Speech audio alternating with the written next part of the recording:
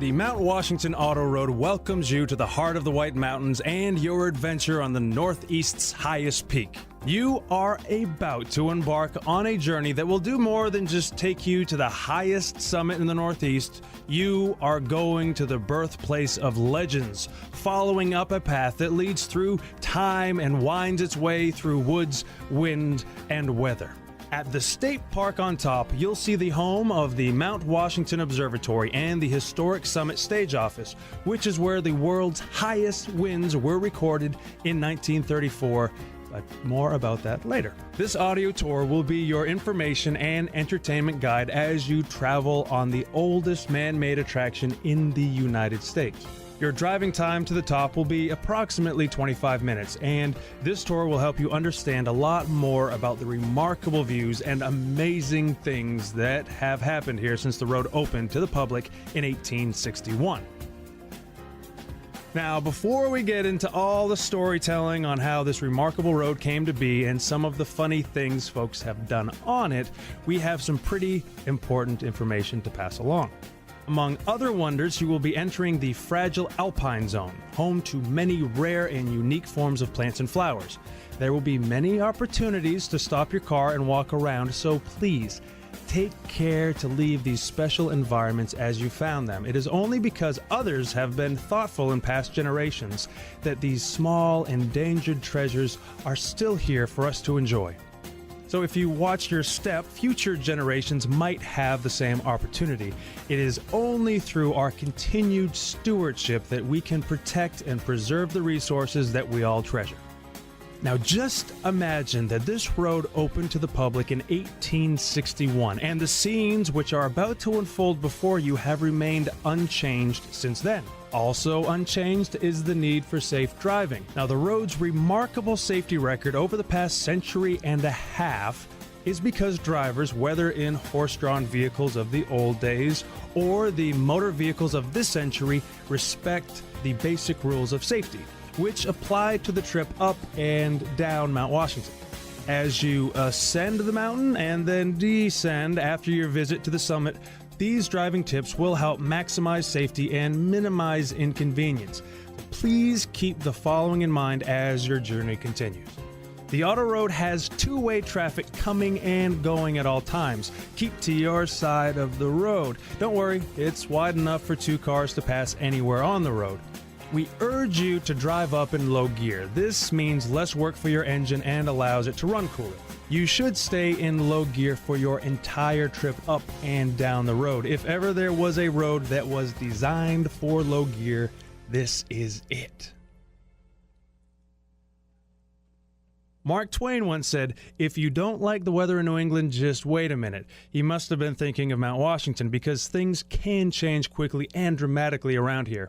Depending on conditions, you should maintain a speed of approximately 15 to 20 miles an hour. Now, your actual speed will depend on traffic and prevailing weather conditions. If it seems like you're holding up cars behind you, please be considerate of others and allow them to pass.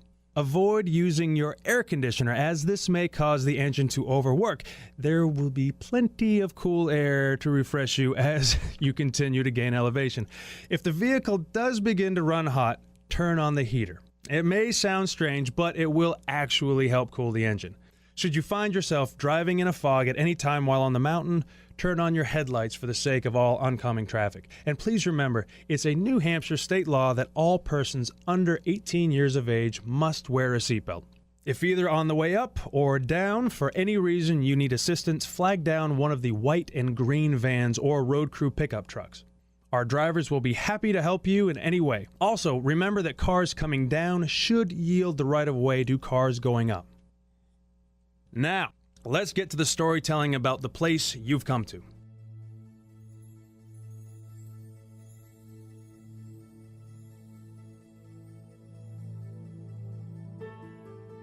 The creation of our road to the sky all began back in 1853 when the New Hampshire legislature granted a charter to General David Macomber to build the 8-mile road to the summit. It was a challenging task he set for himself, to say the least, but he had a vision. See, the White Mountains were beginning to gain a reputation as a destination resort, with grand hotels catering to wealthy travelers for the summer season.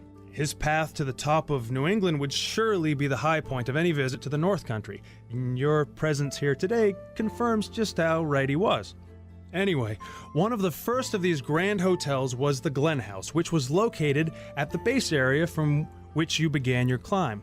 This hotel and 3 others burned to the ground over the years, around the turn of the century and after, though the base area is still referred to as the Glen, as it always has been. Seasons may change, but they always return, and the day will again surely come when travelers will find lodging in this most historic and remarkable of places. As you drive on through the hardwood forest, try to imagine what the early road builders faced. Dense trees and underbrush, sloping ridges, and immense boulders and ledges were at every turn. Not a particularly inviting place to excavate a road, but this is Mount Washington, and no adversity would be too great if it resulted in the conquest of this famed peak. One young woman who visited the Glen House in 1854 explored the work in progress and wrote an article for Harper's Weekly magazine. In it, she recounted her memories of the road as a work in progress. We have all been walking in the lowering twilight on the road which is making its way up Mount Washington. Though nothing is impossible to modern science, it would seem impossible to vanquish the obstacles to the enterprise, the inevitable steepness of the ascent, the rocky precipices. We passed on through the debris of blasted rocks, stumps of uprooted trees, and heaps of stones, till we got far enough into the mountain to feel its stern solitude. Mary Langdon. And when that was written in 1854, they were still 7 years from completion. Unfortunately, for General Maycomber, his financial backing ran out halfway up the mountain, so it ended up taking 2 companies, years of backbreaking labor, blasting, logging, clearing, and grading to complete the task. During a 2-year delay after the first company had failed, it was questionable as to whether or not the project would ever be completed. But the lure of Mount Washington was too great to keep this road from reaching the top. It was particularly difficult to make any progress with natural obstacles such as the weather combined with the primitive technology of the era to slow things down. Since dynamite had not been invented yet, all the blasting was done with black powder, a dangerous and at times unstable explosive. In order to split the massive rock ledges which blocked the planned way, individual holes were hand-drilled into solid rock and then filled with black powder, blown up and split apart one at a time. All the logging was done with axes, saws, and elbow grease. Teams of oxen and workhorses drew carts filled with gravel. All in all, it was a dirty, dangerous job, largely accomplished by immigrant labor working in a place not yet fit for man nor beast. But finally, on August 8, 1861, it was done and done right. Many decades later, in a study completed with aerial surveys and the latest technology, the Army Corps of Engineers could find no improvement to the route as laid out in the middle of the last century. Today, this toll road is still privately owned and operated by the Mount Washington Summit Road Company, and with very little change of ownership, has remained a family business. As you continue upward, glimpses of mountain vistas begin to reveal themselves, but it wasn't always this way. In fact, around the turn of the century, logging barons had virtually clear-cut much of what is now the White Mountain National Forest. The decimation of these native forests created not only fire and erosion dangers, but created such an unsightly mess that the cause of conservation was taken up by the average citizen and politicians alike. As a result, the Weeks Act of 1911 established the White Mountain National Forest, among many others. These mountains remain protected today as a pristine reminder of the natural beauty of the wilderness. It is ironic, though, that it took the near destruction of everything that you see around you to motivate the effort to save it. Thankfully, what you see today is remarkably similar to what the first adventure seekers found in 1861. It was called the carriage road in those days, and there were as many as 25 mountain wagons and 120 horses in service each day of the season. These mountain wagons were specially designed and constructed for the carriage road by the Abbott Downing Company in Concord, New Hampshire. This company manufactured the famous Concord stagecoaches, which, aside from being shipped worldwide for use in commerce and transportation, were used in practically every Western movie ever made. The carriage road mountain wagons were pulled by 6 horses and seated as many as 12 passengers. A typical trip took 4 hours to get up, and though no one was in a rush in those days, passengers were at times asked to assist with one task. On windy days, those making the journey were asked to get out and collect rocks to add weight to the wagon so that it wouldn't tip over in the strong winds above treeline. Now, the ride down was another adventure in itself, taking a good 2 hours. The wheels on every trip down wore through a set of leather brakes as the horse, driver, and wagon fought gravity the whole way. Also, the carriage road stages weren't alone on the road by any means. Individual hotels had their own coaches for their guests, while other folks drove the family buckboard or surrey or rode on horseback. Then, as now, it was an active road that required the driver's full attention. As the word continued to spread, more and more people found their way to New Hampshire's North Country. New railroads continued to push their way past the lakes and into the hills, and while still a rural setting, the world had finally beaten its path to Mount Washington's door. Now, long before traveling tourists found Mount Washington, way back in the early 1600s, it was thought to be a place laden with riches. The quartz and the mica, which you will see glinting amidst the gray rock above treeline, was mistakenly considered to be diamonds and precious metals. Now, no doubt the disappointed early settler came to that realization after his long climb revealed only long views and no treasure.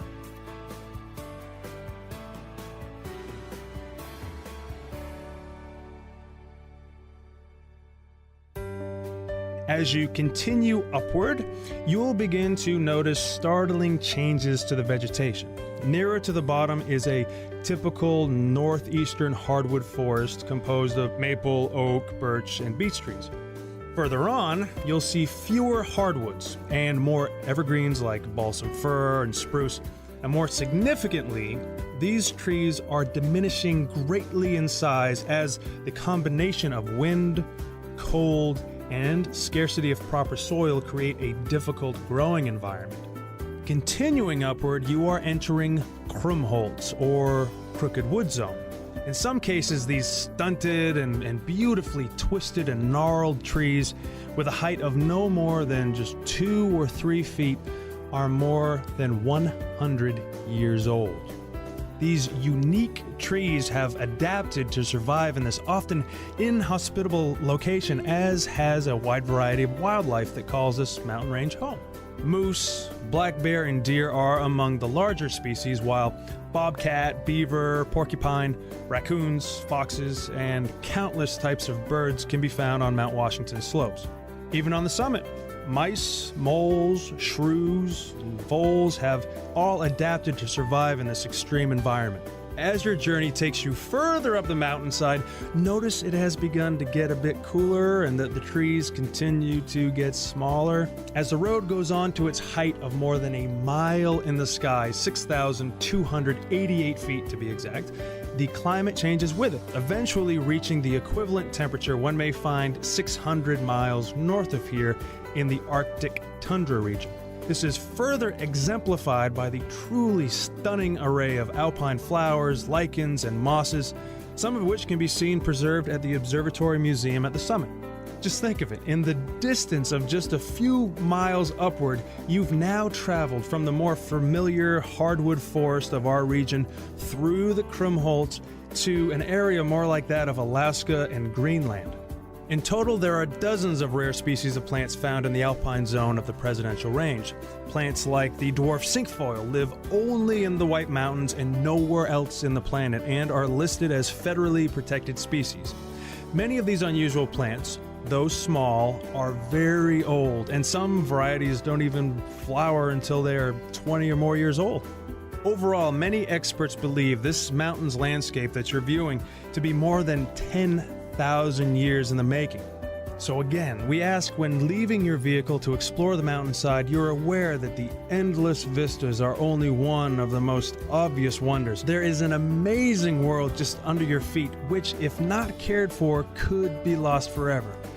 Never pick up or step on a flower. When you're out of your vehicle above tree line, please step only on the rocks. In this way, our fragile ecosystem will be something to marvel at for centuries to come. Scientific interest in Mount Washington has been ongoing for more than 200 years. In the last century, just the novelty of being here was enough to inspire whole books. One famous writer in the mid-1800s, T. Starr King, had this to say about the mountain's various climates. I send you a greeting this morning from the cupola of New Hampshire. If perchance you are suffering from the heat when this missive reaches you, let your eyes cool themselves by reading that just outside the Tip-Top House, the mercury is at 34 degrees. The ride from the Glen was very easy. We rose indeed by climate as well as ridges. It was July at the base, late September on the ledge, and November at the apex. Reverend Thomas Starr King. Now, the Tip-Top House he refers to was built in 1853. You're going to see it in just a bit. It is the only original summit building that survived the Great Fire of 1908. Now, the summit, as you'll see it today, has evolved greatly from how it all began so long ago. It's always been a hub of activity for travelers to the White Mountains. The summit community in the 1890s was a very busy place. It featured a large hotel, stage office, railroad station, and even had its own newspaper. Among the Clouds was the first and only newspaper ever to be published on a mountaintop. All visitors to the peak had their names published in its pages, along with the local news and gossip. In fact, the latest daily editions used to make their way down after hours on the Cog railway track on a contraption known as a slide board, or more popularly known as Devil's Shingle. Real history was made again in 1899 when a little-known inventor named Freeland O. Stanley drove his locomobile up the road. He did it for publicity, hoping to build a name for his fledgling company. Stanley began his expedition from Newton, Massachusetts, with a goal of finishing on the top of Mount Washington. Now, the automotive age was dawning, and on August 31st, 1899, an unlikely little vehicle looking like a horse-drawn buggy without the horse became the first motor car to climb the mountain. As noted in Flora Stanley's account of the adventure, their journey received more laughter than laurels, as motor vehicles were still a virtually unknown sight to the general public. The amazed responses of the folks in each village they passed through, combined with the success of the Mount Washington ascent, proved the value of this well-conceived publicity stunt. But few realized that Stanley's vehicle was the first of many that would follow, and that a new age had begun. Even F.E. Stanley himself, F.O. Stanley's twin brother and partner, wasn't sure of what the new invention would be capable of. As expressed in an 1897 letter to his wife after one of their horseless carriages nearly caused an accident in town. I wrote you some time ago about motor carriages. Well, I am building one. I'm making all the plans, and it will weigh 350 pounds, and it will be 4 inches wider and 5 inches longer than our best buggy was. It will cost me about $500. It will not be afraid of a steamroller and will have no bad habits. It will stand without hitching. And perhaps that is all it will do. Well, as history had shown us, it did do more than stand still, as did the Stanley brothers, who went on to create the still famous Stanley Steamer. You will soon be approaching the summit. If it is a clear day, you are seeing some of the most magnificent views to be found anywhere in the United States. If it is not a clear day, then you are truly learning what it means to be among the clouds. Now, you've already passed the Horn, Oh My God Curve, the Cragway, Cow Pasture, Mother-in-Law's Drop, and Home Stretch. In any case, the summit community welcomes you. Take the time to visit the historic Tip Top House, which holds the record as the oldest summit building standing since 1853. The Sherman Adams State Park building will offer you a top-of-the-world perspective from the observation deck. Hot meals and restrooms are inside. While there, wander through the Mount Washington Observatory Museum and gift shop downstairs for a look at some rare mementos of the past. And if you only see one thing, be sure to stop at the historic Summit Stage Office, which is where the observers huddled while measuring the world's highest recorded wind, 231 miles per hour in 1934. You won't have any trouble recognizing which building it is. It's the one that's chained to the ground. If your headlights are on, be sure to turn them off before exploring the summit. You should be coming to the summit pretty soon, so save the rest of this tour for when you begin the trip back down. Enjoy yourself at the top of New England.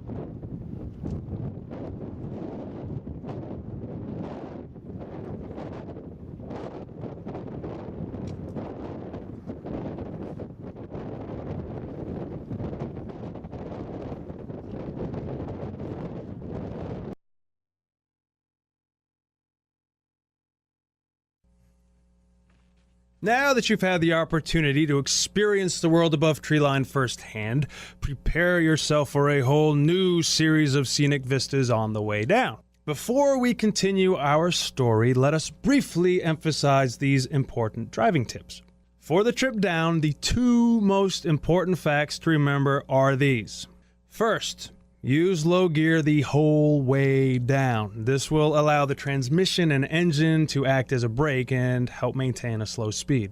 Remember, low gear is usually indicated by a 1 or an L or L1 on your shifter. Second, don't ride your brakes. A pumping action of the foot pedal allows the brakes to run cooler than does just a steady pressure. And never use water to cool your brakes. If they begin to fade, stop at the next pullout and allow them to cool while you enjoy the view. If you're in the fog, please turn on your headlights and remember cars heading down should yield the right of way to the cars on their way up.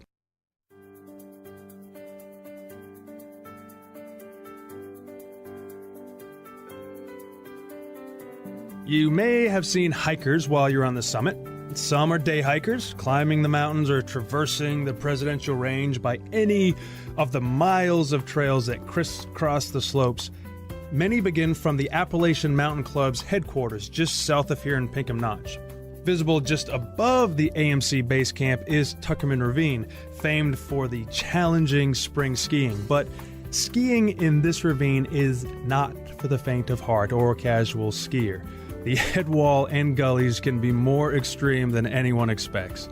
Other merry wanderers may include the long haul hikers who are traversing the Appalachian Trail. This famous footpath stretches more than 2,100 miles from Georgia through to Maine and crosses the auto road on its way.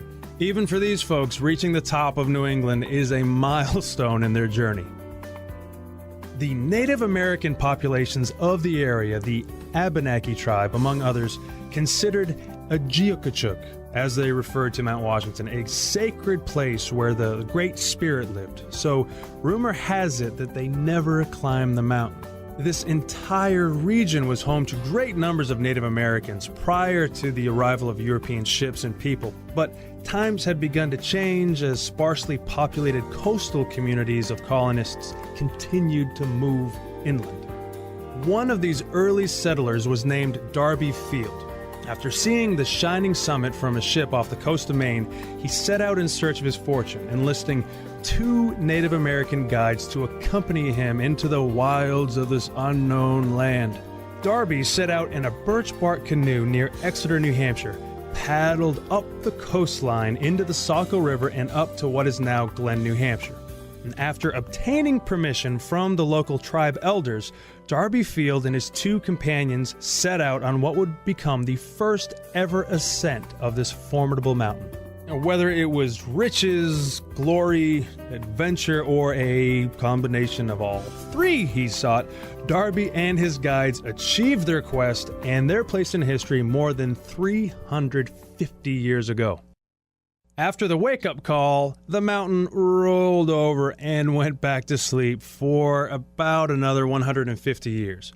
And it was the Crawford family, Abel and then Ethan after him, who finally began housing and then guiding guests around Mount Washington in the 1790s. As the story goes, it is believed that the first visitors who arrived at Crawford's Inn with their express purpose of climbing Mount Washington did so in 1818. Ethan's later journal entry reflects the typical Yankee flair for understatement of this massive effort. He only wrote, My father and I made a footpath from the Notch out through the woods, and it was advertised in the newspapers, and we soon began to have a few visitors. And nearly 2 centuries later, they've never stopped coming. If for nothing else, the Crawford family's legacy is assured by the fact that they cut the first hiking trail up the mountain in 1819, which is still in use today and is the oldest hiking trail in America. Beyond that, the Crawfords cut the first bridle path, which incidentally later became the principal route of the Cog Railroad.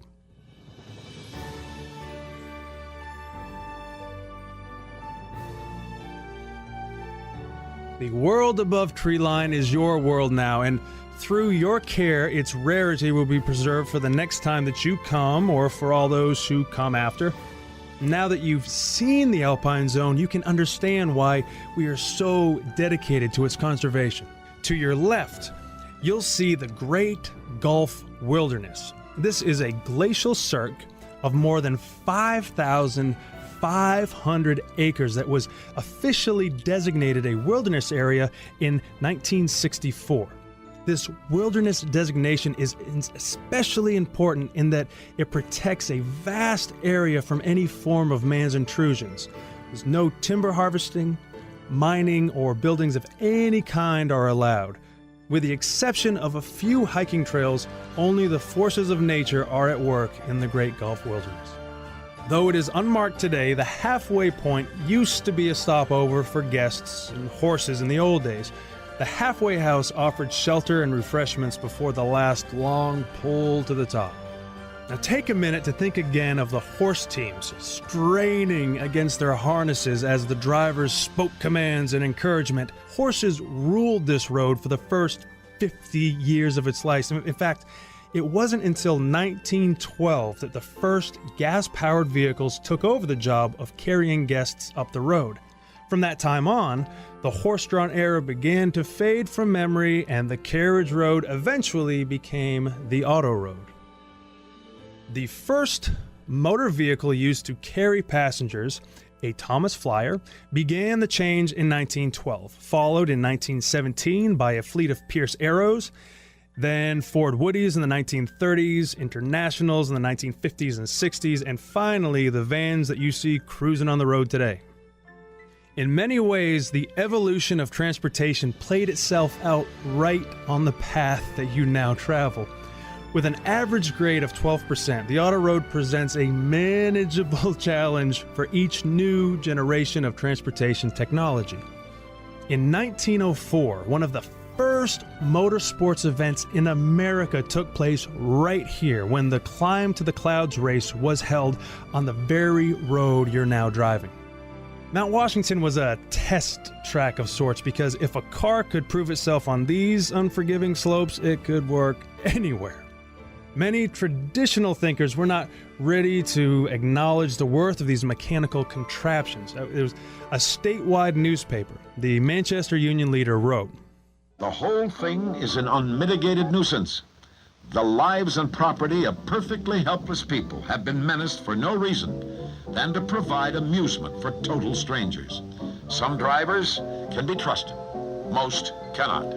If these people think of coming up another year, let them stay in jail a couple of days, and everyone will be the better for it."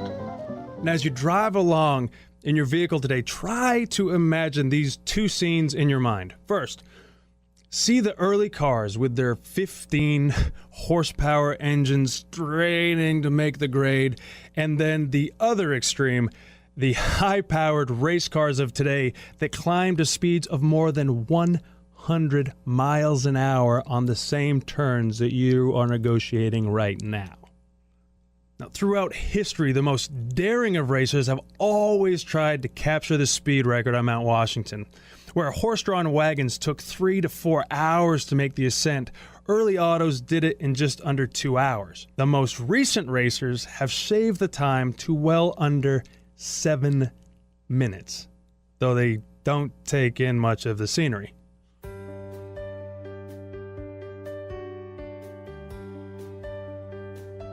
If it has been a clear and sunny day for you here today, consider yourself lucky.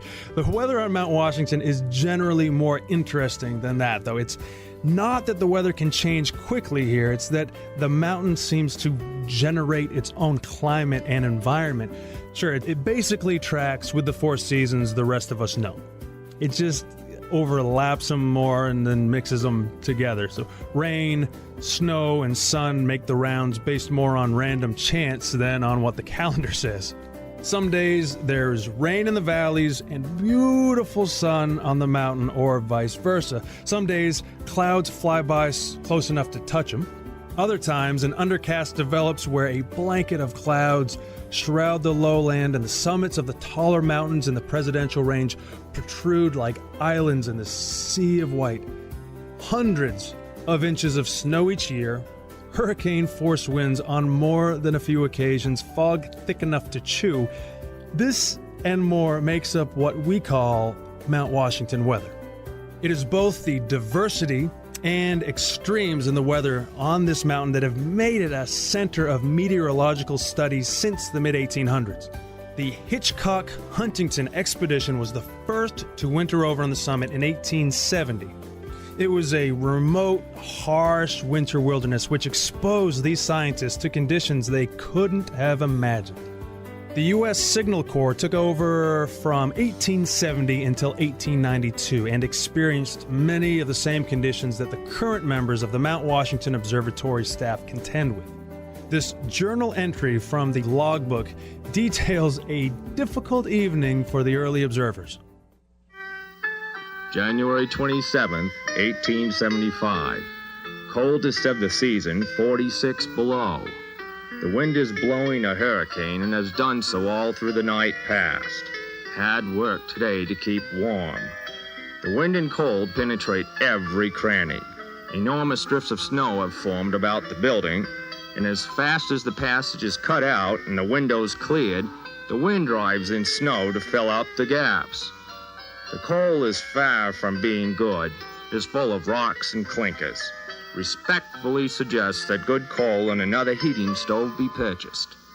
If such weather as this is to continue, it would be wicked to keep men in such a dwelling.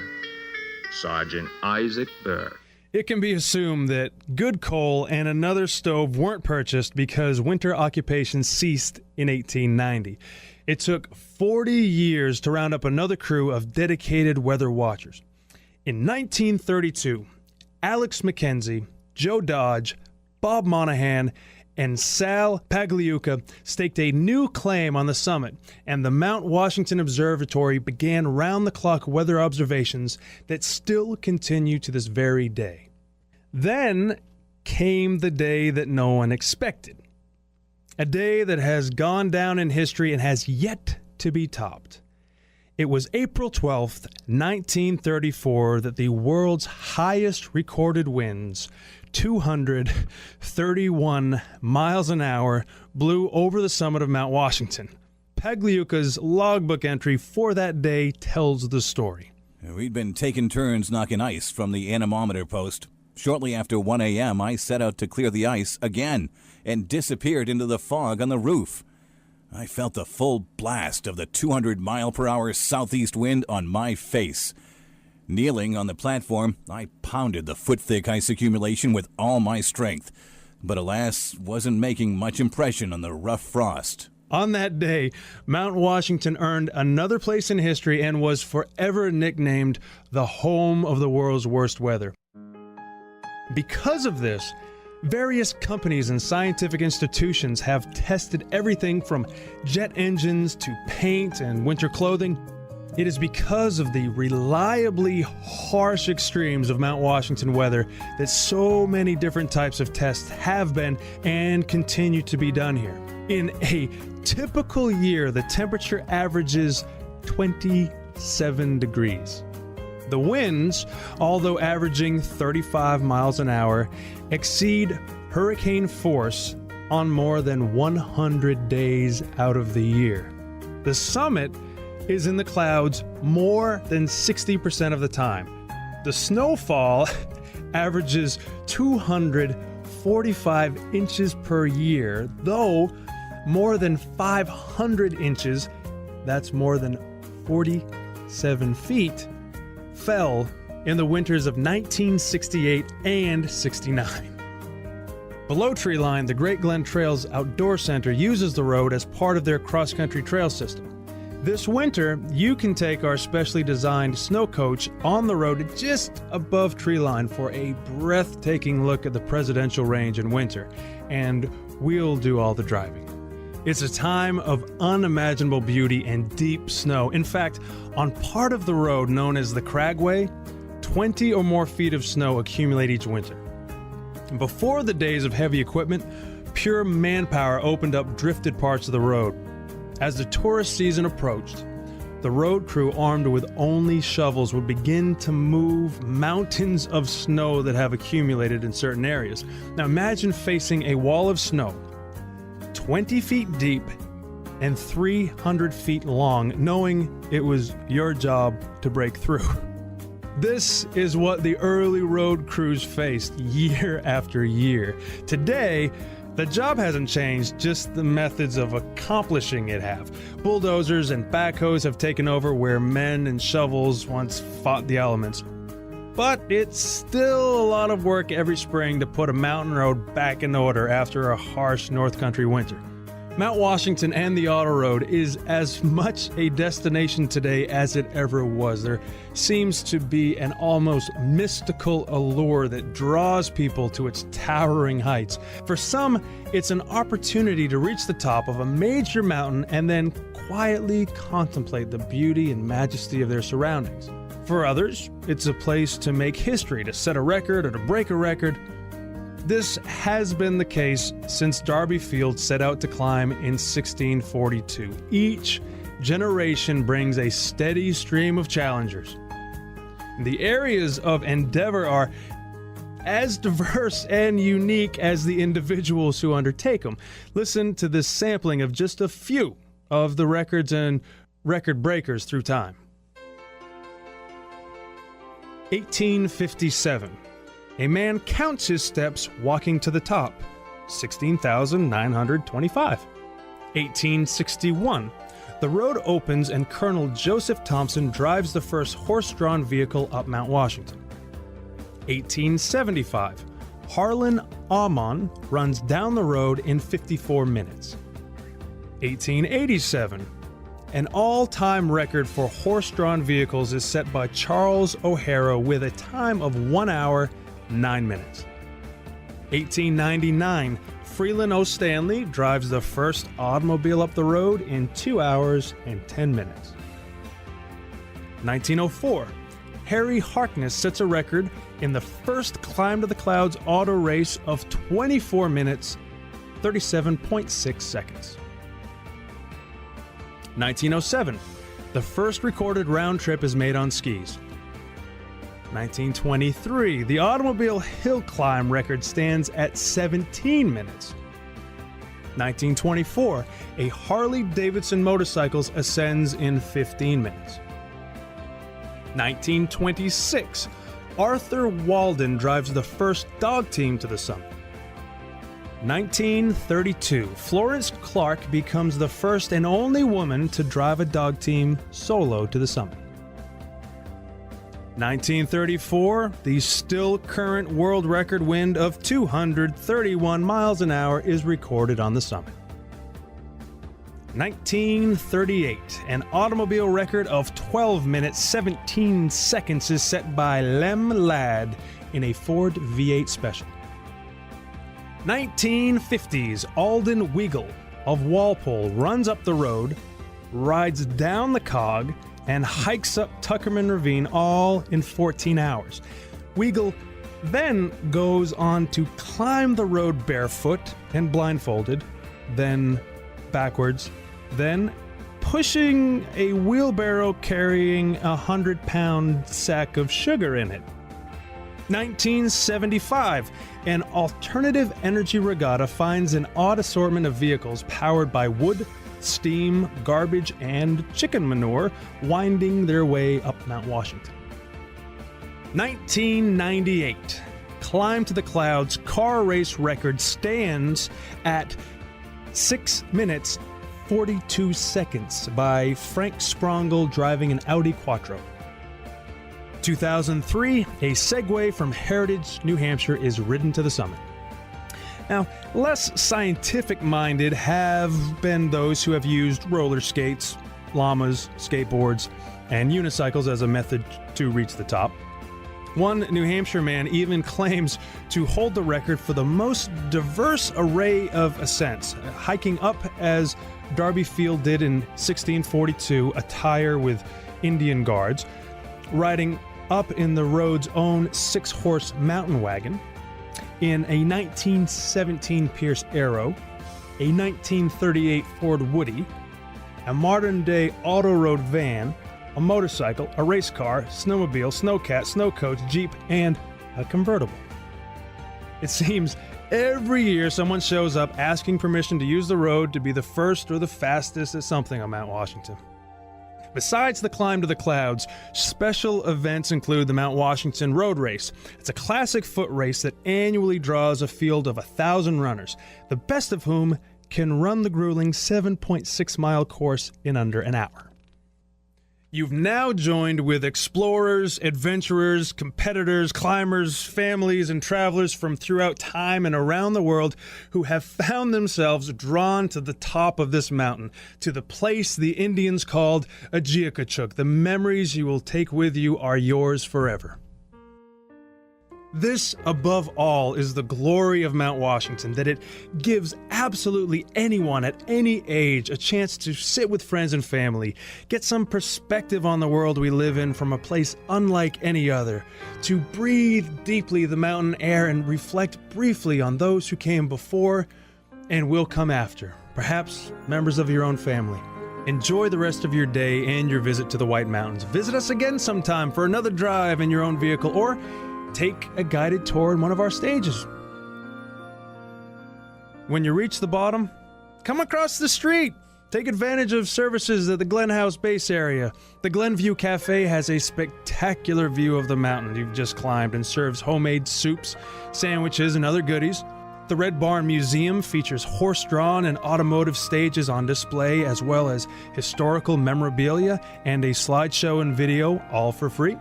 To continue your day of enjoyment and adventure, you can take in these magnificent surroundings in a whole different way with a visit to the Great Glen Trails Outdoor Center right across the street. Enjoy biking for the whole family on wide, gentle sloping trails, an indoor climbing wall, easy walks on rolling paths, a picnic in a field of wildflowers, or just plain relaxing with unbelievable views. The Great Glen Trails Outdoor Center has this and more. A full schedule of summer and winter programs is always planned at Great Glen. For example, spend the afternoon on a guided kayak or canoe trip on the Androscoggin River. Or even more adventure, take a full day to explore the natural wonders of the Lake Umbagog Wildlife Refuge while paddling with one of our guides. Also, stop in our outfitter shop and be prepared for your own outdoor fun. Besides bike rentals, you'll find a wide selection of items from sunglasses and postcards to high-tech outerwear, biking and paddling accessories. And the best part is you're already here. Simply come across the street to the Base Lodge and you'll find the Great Glen Trails Outdoor Center. Remember, in the wintertime, those same great trails make for the best cross-country skiing and snowshoeing in the North Country.